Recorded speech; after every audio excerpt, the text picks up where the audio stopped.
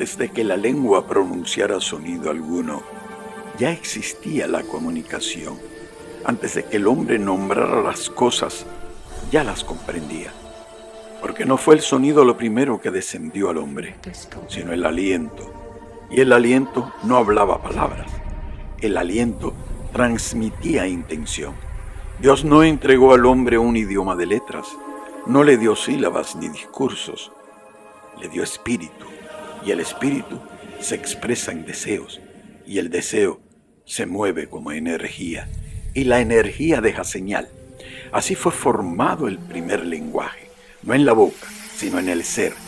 El hombre conocía sin explicar, sentía sin definir, percibía sin nombrar. El cuerpo era testigo, los ojos eran escritura, la respiración era palabra suficiente, porque la verdad no necesitaba defensa, simplemente habitaba, y ese lenguaje no podía mentir, porque todo lo que emanaba estaba alineado con lo que era. Pero el corazón del hombre se dividió, y cuando el corazón se divide, busca cubrirse. Así nació el idioma hablado, un idioma que ordena sonidos, que edifica estructura, que establece acuerdos, un idioma que permitió ocultar el pensamiento y separar la intención del acto. Con él, el hombre aprendió a bendecir con la boca mientras maldecía con el corazón. Aprendió a prometer vida mientras sembraba control. Aprendió a pronunciar luz mientras caminaba en sombras. Y fue entonces cuando la palabra dejó de ser reflejo y se convirtió en herramienta.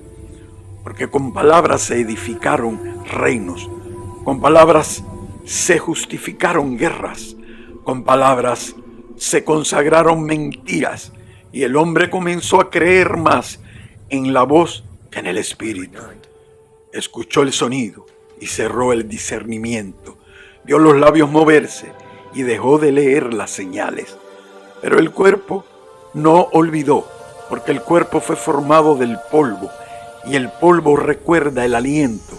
Cada tensión es memoria, cada dolor es aviso, cada incomodidad es testimonio.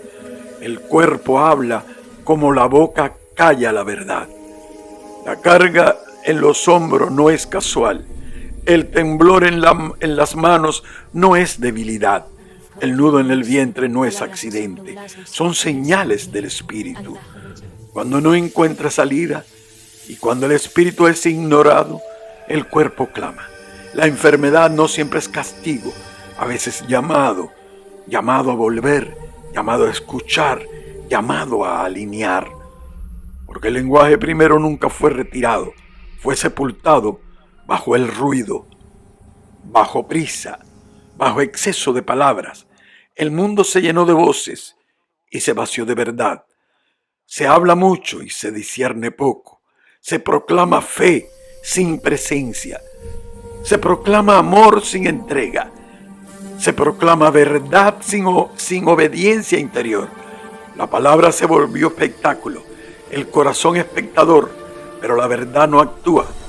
La verdad permanece, se revela en la mirada que no sostiene, en el saludo que no vibra, en el silencio que pesa más que 1000 discursos, porque antes de que una palabra sea pronunciada, la intención ya ha sido enviada. Antes de que el sonido alcance el oído, la energía ya tocó el espíritu. Pero el hombre fue entrenado para dudar. De eso le dijeron que solo lo visible es real, que solo lo medible es verdadero, que solo lo dicho existe. Y así se apartó el discernimiento y se refugió en la explicación, pero el espíritu no se explica, se reconoce.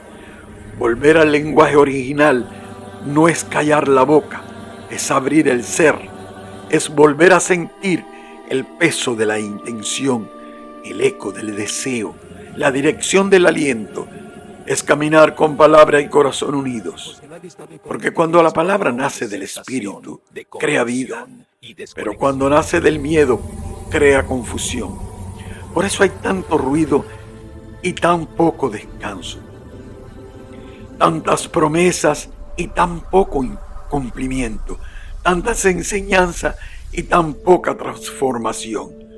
El idioma del origen no necesita volumen, no necesita defensa, no necesita adornos.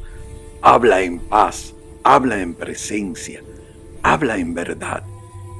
Y quien aprende a escucharlo ya no es engañado fácilmente, porque discierne antes de oír, reconoce antes de creer, siente antes de aceptar. Ese idioma fue dado a todo hombre antes de ser nombrado, antes de ser enseñado, antes de ser separado. No está en los libros, está en el aliento. No está en la lengua, está en la intención. No está en el sonido, está en la vibración. La palabra puede ser torcida, pero el espíritu no. La voz puede fingir, pero la energía no. La verdad no se negocia, no se decora, no se grita. La verdad se manifiesta. Y quien tiene oídos para oír, que oiga.